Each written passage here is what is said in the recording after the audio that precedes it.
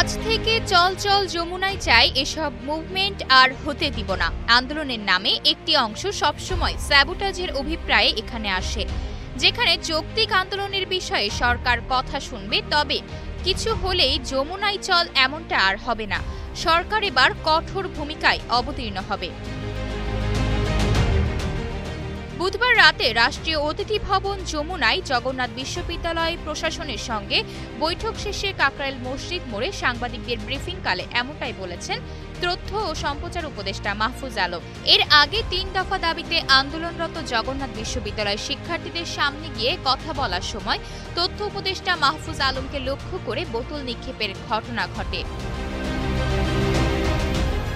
মূলত এর পরপরই মাহফুজ আলম এই ঘটনার জন্য একটি গোষ্ঠীকে দায়ী করে বলেছেন, শিক্ষার্থীদের ভেতরে যারা আজ এই কর্মকাণ্ড করেছেন তারা অনেক বড় ভুল করেছেন। যারা স্যাবোটাজের অভিপ্রায়ে এখানে এসেছেন, শিক্ষার্থীদের উচিত তাদের বর্জন করা, তাদের চিহ্নিত করতে হবে, শাস্তির আওতায় আনতে হবে।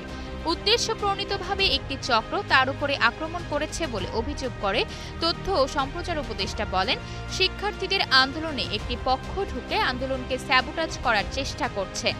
তারা কারা তাদের নাম বলতে চায় না। তাদের নির্দিষ্ট একজন ব্যক্তির প্রতি যে হিংসা ৮ মাস ধরে রয়েছে এবং তাদের যে হিংস্রতা অনলাইনে দেখা যায়, তারা আজকে এখানে সেটা করেছেন। মিডিয়া ও প্রশাসনের দায়িত্ব তাদের রাজনৈতিক পরিচয় খুঁজে বের করা। আপনারা খুঁজে বের করুন, দেখবেন একটি গ্রুপকেই পাওয়া যাবে বারবার।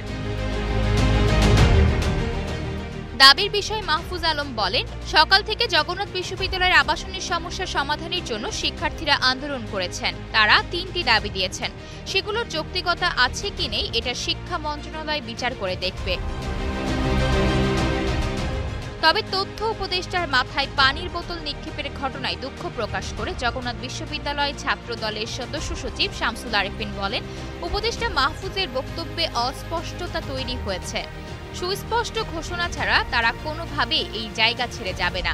যদি এখানে কোনো অনাকাঙ্ক্ষিত ঘটনা ঘটে, তার সব দায়িত্ব উপদেষ্টা এবং এই সরকারকেই নিতে হবে। আয়েশা অর্থী, নিউজ ডেস্ক, গ্লোবাল টেলিভিশন।